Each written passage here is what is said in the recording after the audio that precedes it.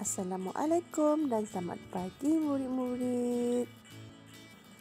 Selamat datang ke kelas Sains tahun 3 bersama dengan Cikgu Aida. Pada hari ini kita akan belajar topik baru iaitu topik unit 5, tumbuh-tumbuhan. Selamat belajar murid-murid. Okey, rujuk buku teks muka surat 72 dan 73. Okey, hari ini kita akan belajar cara pembiakan tumbuh-tumbuhan. Okey, bagaimana tumbuh-tumbuhan membiak, okey, menghasilkan anak yang baharu. Bagaimana tumbuh-tumbuhan ini menghasilkan anak-anak yang baru. Okey, cara pembiakan yang pertama adalah biji benih. Biji benih. Okey, contohnya pokok cili dan pokok betik. Okey, biji benih, pokok yang berbuah membiak melalui biji benih. Okey, pokok yang berbuah membiak melalui biji benih. Contohnya pokok durian, pokok rambutan. Okey. Apa contoh lain yang awak tahu? Awak boleh tulis dekat komen. Okey, ada banyak pokok yang membiak melalui biji benih. Okey. Okey, yang kedua adalah melalui anak pokok. Okey, anak pokok.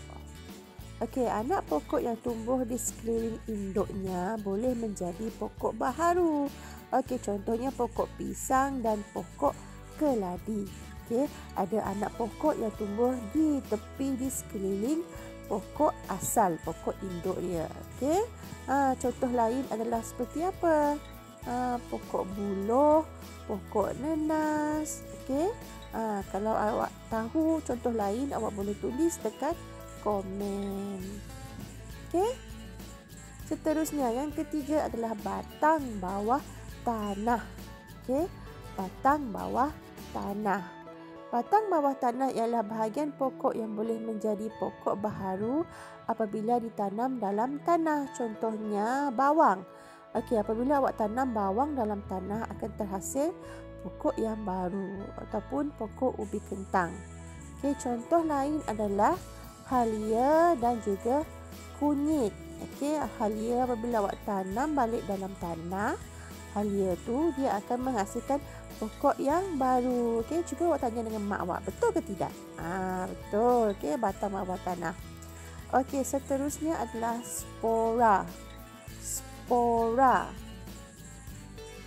Okey, pokok yang tidak berbunga membiak melalui spora. Okey, contohnya paku pakis dan cendawan. Okey, terdapat bintik-bintik halus yang dinamakan spora tu yang berada di bawah daun paku pakis, dan juga pada cendawan pun ada juga yang bintik-bintik halus tu. Okey, di bawah yang bahagian yang dekat cendawan tu. Okey.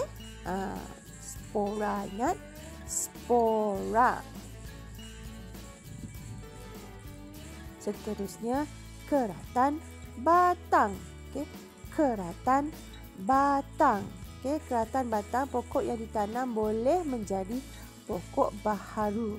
Okey, daripada batang awak cucuk ke dalam tanah akan terhasil pokok yang baru. Contohnya pokok ubi kayu dan pokok bunga kertas. Okey, awak ambil batang ubi kayu tu awak cucuk di dalam tanah akan terhasil pokok yang baru. Okey, contoh lain?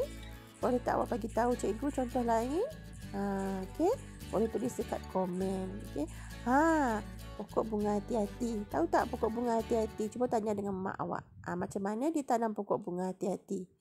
Okey, seterusnya adalah daun. Okey. Ada pokok yang boleh membiak melalui daun induknya. Okey, contohnya pokok lidah jin dan pokok setawar. Okey, awak ambil daun pokok lidah jin, okey, dan awak cucuk dalam tanah akan terhasil pokok yang baru. Okey, cuba tanya dengan mak awak pokok lidah jin tu. Mesti ada kan tanam dekat rumah awak. Pokok ni viral dulu. Okey, dia tanam melalui daun, dia membiak melalui daun. Okey. Contoh lain adalah pokok begonia. Kalau awak tahu contoh lain, boleh tulis dekat komen. Okey, cuba jawab soalan kuis ini. Nyatakan cara pembiakan pokok tomato. A. Spora. B. Biji benih. C. Keratan batang. Pokok tomato ada buah. Jadi pokok tomato membiak melalui biji benih. Okey, tahniah yang dapat jawab betul. Okey, untuk spora, pokok apa yang membiak melalui spora? Paku pakis dan cendawan. Okey, untuk keratan batang, apa pokok yang membiak melalui keratan batang? Ubi kayu dan pokok bunga kertas. Okey, seterusnya. Di antara yang berikut, yang manakah betul? A. Paku pakis membiak melalui biji benih. B. Pokok keladi membiak melalui daun. C. Pokok bawang membiak melalui, cikgu salah tulis ejaan, melalui batang bawah tanah. Okey, pokok bawang membiak melalui batang bawah tanah. Jawapannya adalah C. Okey, pokok bawang membiak melalui batang bawah tanah. Okey, paku pakis membiak melalui spora. Okey, bukan biji benih. Biji benih tu macam durian, rambutan, tomato, cempedak. Okey, pokok keladi membiak melalui anak pokok. Pokok keladi membiak melalui anak pokok, bukannya daun.